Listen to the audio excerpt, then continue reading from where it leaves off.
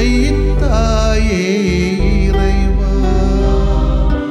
இறை மகனே இறைவா, தூய ஆவியே இறைவா,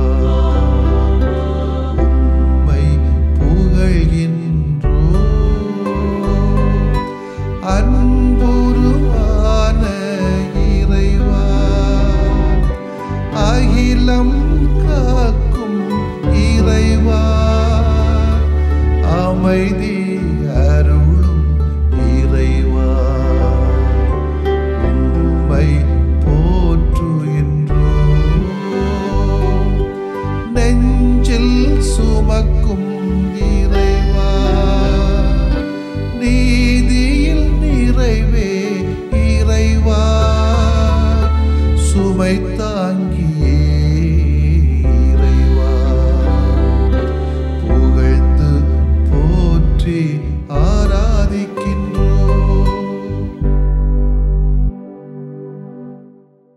ஆண்டவர் உமக்குச் சொன்னவை நிறைவேறும் என்று நம்பிய நீர் பேறு பெற்றவர்.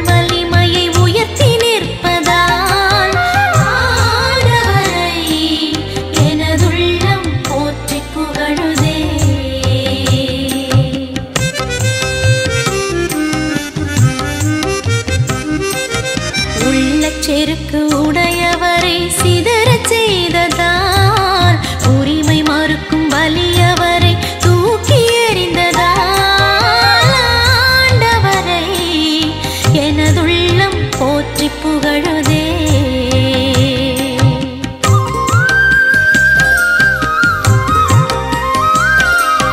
தாழ்நிலையில் இருப்பவரை உயர்த்தி மகிழ்ந்ததால், பசித்தவரை நலன்களால் நிரப்பி நின்றதால், ஆண்டவரை எனதுள்ளம் போற்றி புகழுதே.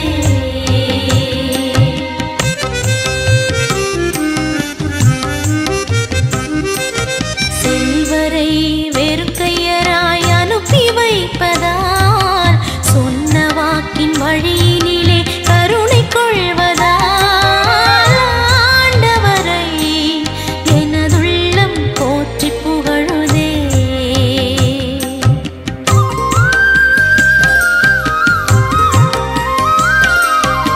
ஆபிரகாம் மரபு நம்மை நினைவில் கொண்டதால், இஸ்ரவேலின் துணையாக இருந்து வருவதால், ஆண்டவரை எனதுள்ளம் போற்றி புகழுதே. ஆண்டவரை எனதுள்ளம் போற்றி புகழுதே. மார்க் எழுதிய நற்செய்தி அலகு 1 இறைச்சொற்றொடர்கள் 40 முதல் 45 வரையிலானவைகள். ஒரு நாள் தொழுநோயாளர் ஒருவர் இயேசுவிடம் வந்து, நீர் விரும்பினால் எனது நோயை நீக்க உம்மால் முடியும் என்று முழந்தாள் படியிட்டு வேண்டினார். இயேசு அவர் மீது பரிவு கொண்டு தமது கையை நீட்டி அவரை தொட்டு அவரிடம், நான் விரும்புகிறேன், உமது நோய் நீங்குக என்றார். உடனே தொழுநோய் அவரை விட்டு நீங்க அவர் நலமடைந்தார். பிறகு அவரிடம், இதை யாருக்கும் சொல்ல வேண்டாம், கவனமாயிரும். ஆனால் நீர் போய் உம்மை குருவிடம் காட்டி நோய் நீங்கியதற்காக மோசே கட்டளையிட்டுள்ள காணிக்கையை செலுத்தும். நீர் நலமடைந்துள்ளீர் என்பதற்கு இது சான்றாகும் என்று மிக கண்டிப்பாக கூறி உடனடியாக அவரை அனுப்பிவிட்டார். ஆனால் அவர் புறப்பட்டு சென்று இந்த செய்தியை எங்கும் அறிவித்து பரப்பி வந்தார். அதனால் இயேசு எந்த நகருக்குள்ளும் வெளிப்படையாக செல்ல முடியவில்லை. வெளியே தனிமையான இடங்களில் தங்கி வந்தார். எனினும் மக்கள் எல்லா இடங்களிலிருந்தும் அவரிடம் வந்து கொண்டிருந்தார்கள். ஆண்டவரின் அருள்வாக்கு. இறைவா உமக்கு நன்றி. கிறிஸ்து இயேசுவிலே பிரியமான சகோதரிகளே, சகோதரர்களே, பொது காலத்தின் 6வது ஞாயிற்றுக்கிழமை இன்று பல்வேறு பங்குகளிலே இடங்களிலே தூய அந்தோனியாரின் திருவிழாவை இன்று கொண்டாடி முடிக்கக்கூடிய நேரங்கள். பல பங்குகளிலே தூய சவேரியாருடைய திருவிழாவையும் இன்று கொண்டாடி முடிக்கிற இந்த நேரத்திலே ஆண்டவருடைய கருணையும் இரக்கமும் அன்பும் குணப்படுத்துதலும் தருகின்ற நலமான வாழ்வும் உங்கள் யாவருக்கும் கிடைக்கப்பெற வேண்டும் என்று மனதார வேண்டுகிறேன், வாழ்த்துகிறேன். உங்கள் யாவருக்கும் என்னுடைய பாராட்டுக்களையும் இந்த நாளிலே தெரிவித்துக் கொள்கிறேன். புனித லூர்து அன்னையின் திருவிழாவை இன்று திருச்சபை கொண்டாடி மகிழ்கிறது.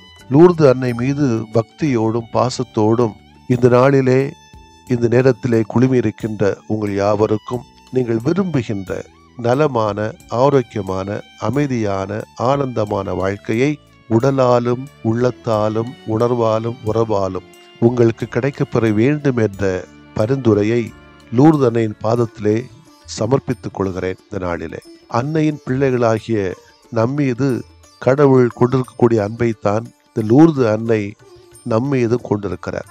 ஒவ்வொரு முறையும் அன்னையானவள் காட்சி கொடுக்கிற பொழுது அவளது காட்சிகள் அனைத்தும் பிள்ளைகளாக நம்மீது கொண்ட பேரன்பை வெளிப்படுத்துவதாக இருக்கிறது. நான் லூர்து நகருக்கு சென்ற சமயத்திலே இவ்வளவு மக்கள் கூட்டத்தில் கூட ஒரு அமைதியான சூழலை, அகத்தினுள்ளே ஒரு அமைதியை, நிறைவை, நிம்மதியை, நல வாழ்வை கண்டவனாகத்தான் நான் சாட்சி சொல்ல முடியும்.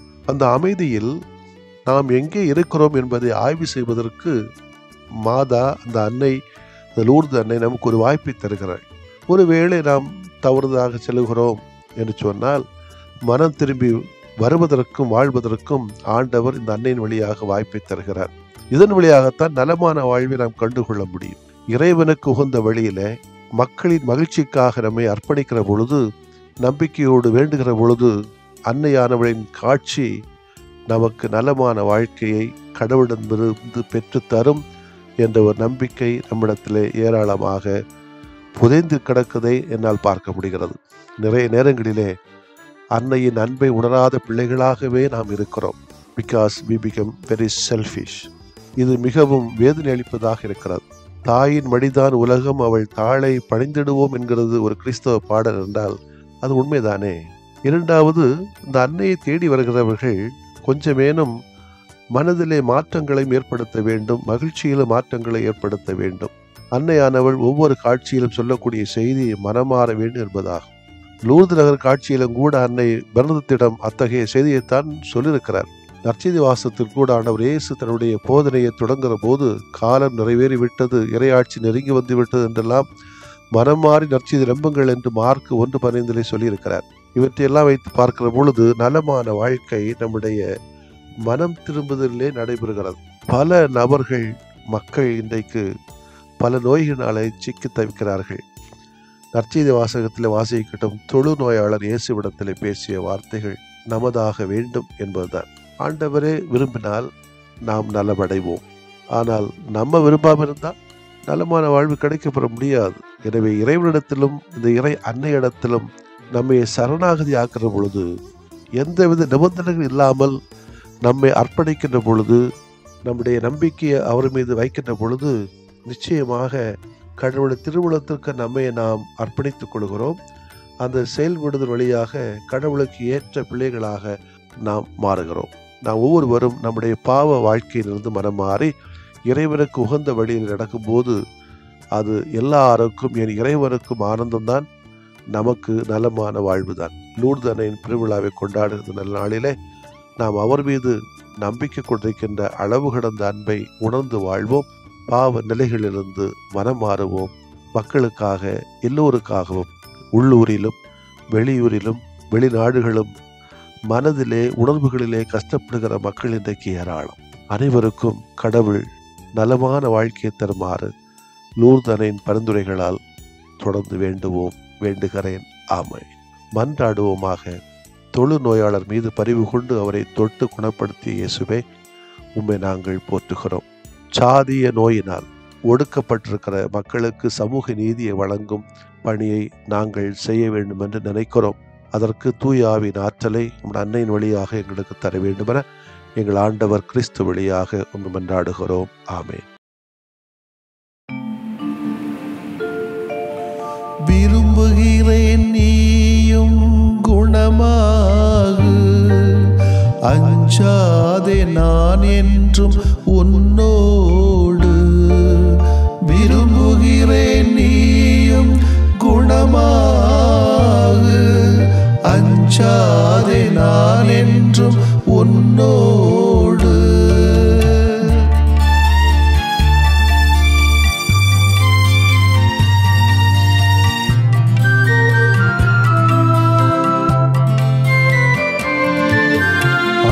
அலையாய் துன்பம் வந்த போதிலும் அரவணைத்து காக்கும் எங்கள் அன்பு தெய்வமே. அலையாய் துன்பம் வந்த போதிலும் அரவணைத்து காக்கும் எங்கள் அன்பு தெய்வமே.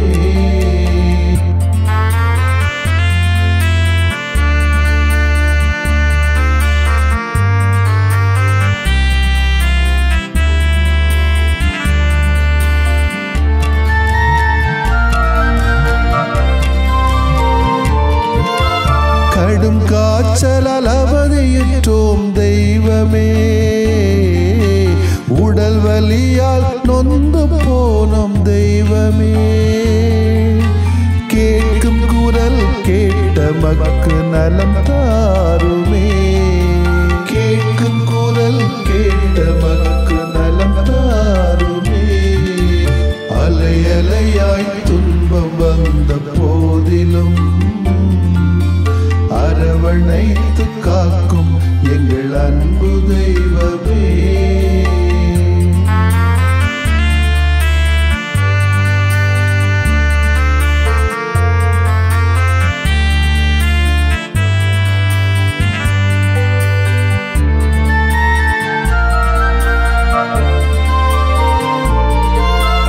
உள்ளம் நிறைவை இழந்து நின்றோம் தெய்வமே, குழந்தையின்றி நிலை குலைந்தோம் தெய்வமே. கேட்கும் குரல் கேட்ட மக்கு நலம் தாருமே, கேட்கும் குரல் கேட்ட மக்கு நலம் தாருமே. அலையாய் துன்பம் வந்த போதிலும் அரவணைத்து காக்கும் எங்கள் அன்பு தெய்வமே.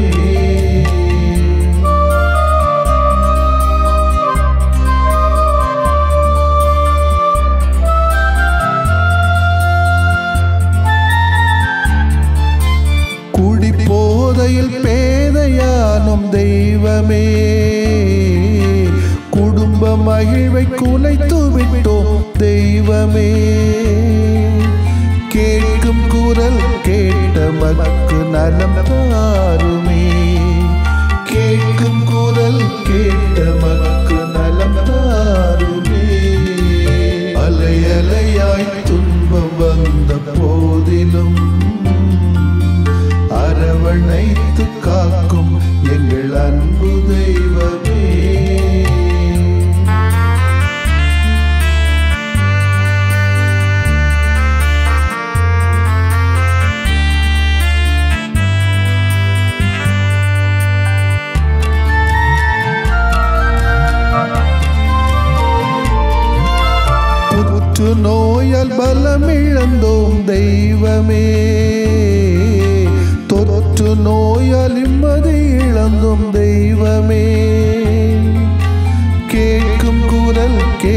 மக்கு நலம் தாருமே. கேட்கும் குரல் கேட்ட மக்கு நலம் தாருமே. அலை அலையாய் துன்பம் வந்த போதிலும் அரவணைத்து காக்கும் எங்கள் அன்பு தெய்வமே. அலை அலையாய் துன்பம் வந்த போதிலும் அரவணைத்து காக்கும் எங்கள் அன்பு தெய்வமே.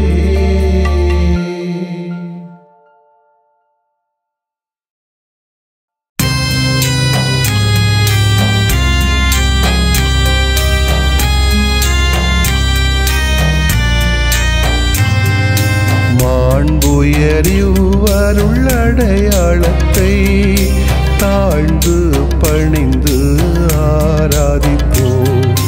பழைய நியம முறைகள் அனைத்தும் இனி மறைந்து முடிவு பெறுக. புதிய நியம முறைகள் வருக. புலன்களாலே மனிதன் இதனை அறிய இயலா. குறைகள் நீக்க நம்பிக்கையின் உதவி பெறுக.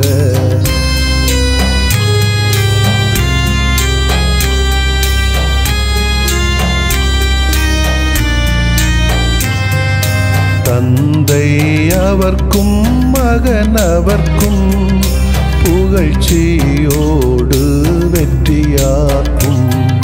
மீட்பின் பெருமை மாட்சிமையோடு வலிமை வாழ்த்து யாவுமாக. இருவரிடமாய் வருகின்றவராம் தூய ஆவியானவர்க்கும் அளவில்லாத சமப்புகழ்ச்சி என்றுமே உண்டாகுக. ஆமென்.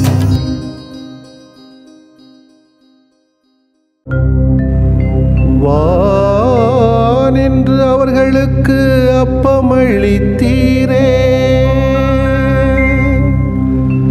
இனிமையெல்லாம் தன்னகத்தில் கொண்ட அப்பம் இதுவே.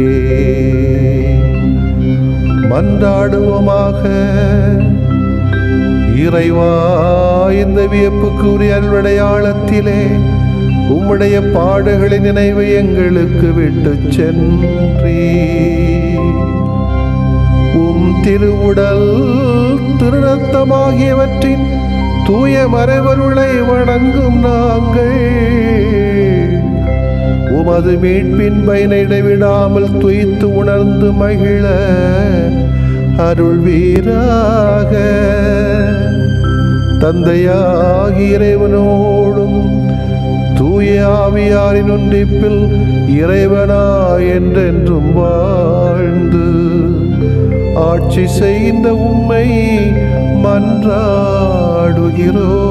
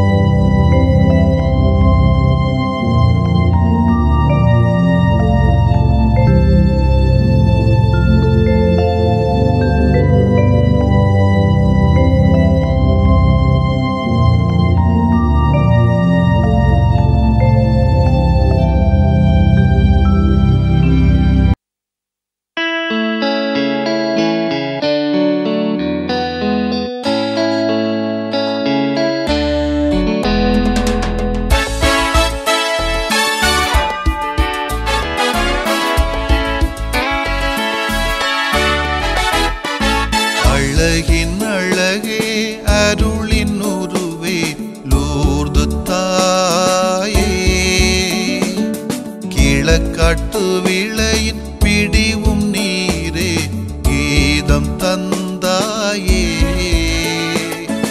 அழகின் அழகே அருளின் உருவே லூர்து தாயே. கிழக்காட்டு விளையின் பிடிவும் நீரே கீதம் தந்தாயே.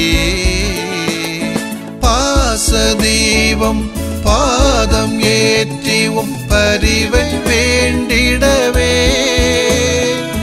பாதுகாவல் நீரையாகி பாதை காட்டும் தாயே. பாசதீபம் பாதம் ஏற்றி பரிவை வேண்டிடவே பாதுகாவல் நீரையாகி பாதை காட்டும் தாயே. அழகின் அழகே அருளின் உருவே லூர்து தாயே. கிழக்காட்டு விளையின் பிடிவும் நீரே கீதம் தந்தாயே.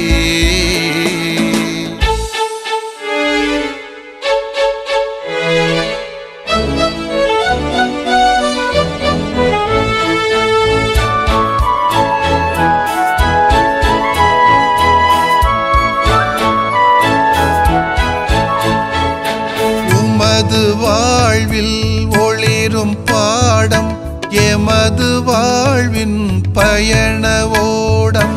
உமது பாடலில் மிளிரும் தேடல் எமது பணிகளின் அழகு சூடல். உமது தூய தாய்மை நிழலில் எமது நேய நினைவு நனைக. உமது புரியும் பரிவும் நிதமும் எமது இதய சுரமாய் நிறைக. பாசதீபம் பாதம் ஏற்றி பரிவை வேண்டிடவே பாதுகாவல் நீரையாகி பாதை காட்டும் தாயே.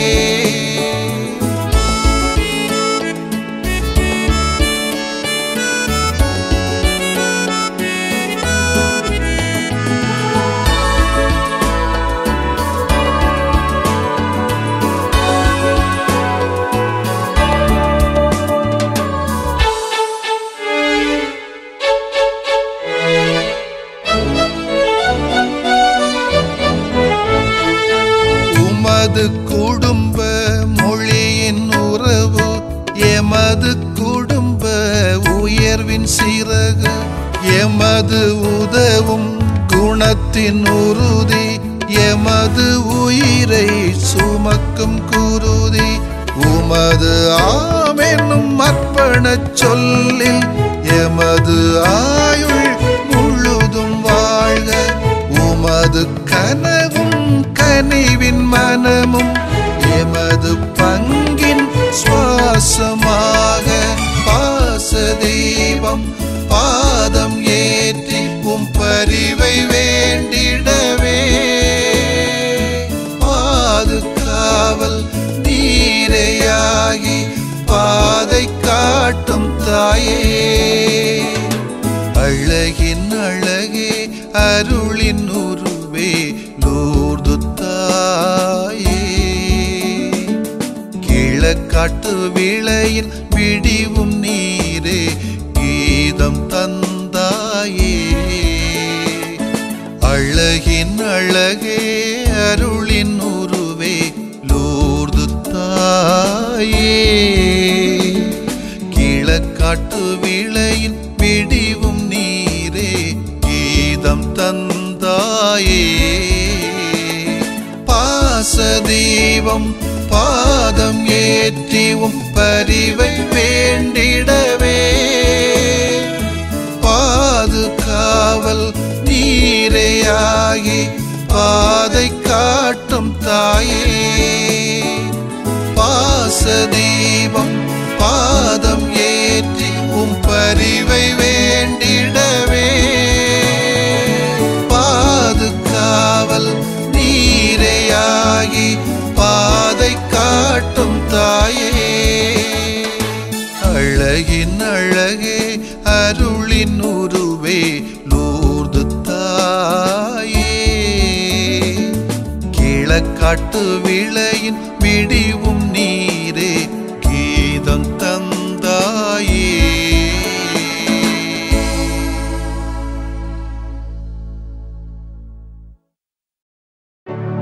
நிலையான புகழுக்குரிய தூய இறை நன்மைக்கு எல்லா காலமும்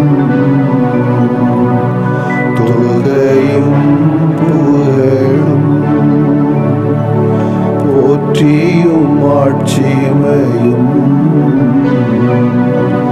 உண்டாக கடவது போற்றியும் ஆட்சிமையும் உண்டாக கடவது. தந்தை மகன் தூய ஆவியாரின் பெயராலே ஆமென்.